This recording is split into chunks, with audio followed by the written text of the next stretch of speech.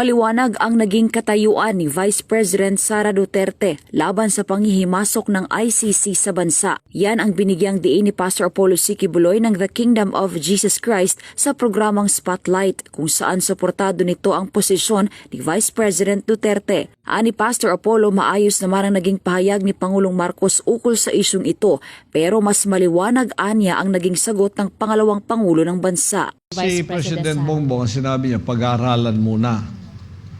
Yung sinabi niya noong July, we will not cooperate. We are done talking with the ICC. We will not cooperate in any shape or form with the ICC. Ngayon, yung bago niyang statement ngayong November is pag-aralan muna. Hindi naman niya tinapos na, oo, sige na, mag-join na tayo. Pero sinabi rin niya sa huli na hindi dapat daw na ang ibang mga banyaga ang mag-imbestiga dito kasi meron naman tayong batas. To that effect ang sinabi niya. Wala pa naman siyang true decision. Pero si Vice President nakapag-decide na sinabi niya ng panghimasok ng ICC isang paglabag sa ating konstitusyon at sa ating soberanya. Na mag-imbestiga dito, minamalit nila ang ating legal institution ng ating bansa. Maliwanag ang kay Vice President Sara.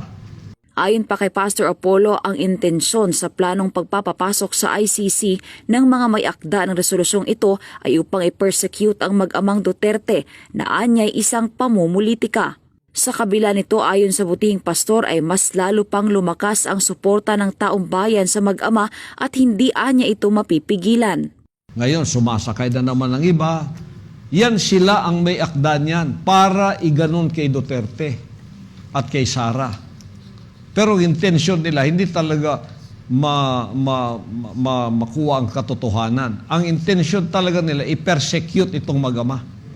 Pati si Senator Bato. Kaya itong mga nag-uudyok na ganito, para lang politika na naman yan. Harassment na naman yan. Makikitaan niya na ang resulta ng drug war ng Administrasyong Duterte noon ay kapayapaan. Binigyang diin ni Pastor Apollo na noong panahong iyon ay talagang nagkaroon ng takot ang mga durugista sa mga otoridad at tunay na nagkaroon ng pangil ang batas. Pero ang kabuuan ng drug war ni Pangulong Duterte, ano ang resulta? Kapayapaan. Makakalakad na tayo ng malaya. Ang mga durugista, takot na. Wala nang mga, meron pa, pero nakatago sila. Wala na, tayo'y malaya na. At hindi nasisirang utak ng ating mga kabataan.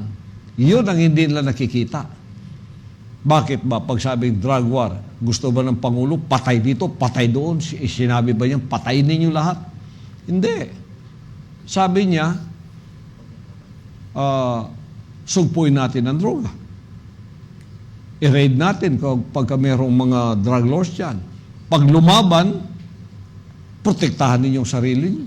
Ayon pa kay Pastor Apollo, hindi iginagalang ng mga makakaliwang grupo kabilang na si Franz Castro ang katayuan ng Pangulo ng Bansa laban sa ICC. Ito'y matapos ihayag ni Franz Castro na hindi dapat makialam si Vice President Duterte sa mga tungkulin ng mababang kapulungan kasunod ng 3 resolusyon na inihain sa Kamara na humihimok sa gobyernong makipagtulungan sa ICC. Kayo hindi gumagalang kasi ino-overpoweran ninyo ang Pangulo sa kanyang sinasabi para bang mas makapangyarihan pa kayo sa Pangulo. Pag sinabi ng Pangulong hindi papasok ang ICC dito, kahit pa 1,000,000 resolution ang gawin nyo, walang kwenta yun. Pag sinabi ng Pangulo natin na wag ICC, wag kayong makialam. Siyempre, sasabihin ni Franz Castro yan kasi silang may akda niyan. Di ba kinakalaban nila ang ating dating Pangulo kasi nasugpo sila sa NTF-ELCA, nasugpo ang droga. Pagkatapos, ang ating pangalawang Pangulo, ganun din.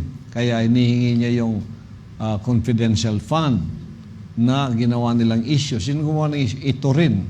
At 3 resolusyon inihain, sila rin ang gumagawa. Matatandaan na kamakailan ay nahayag ni Pangulong Bongbong Marcos na pinag-aaralan pa ang pagbabalik ng bansa sa ICC, pero sa huli ay sinabi ring walang karapatan ng mga dayuhang mangialam sa anumang investigasyon sa bansa. Para sa Diyos at Pilipinas, kung mahal Angel Pastor, SMNI News.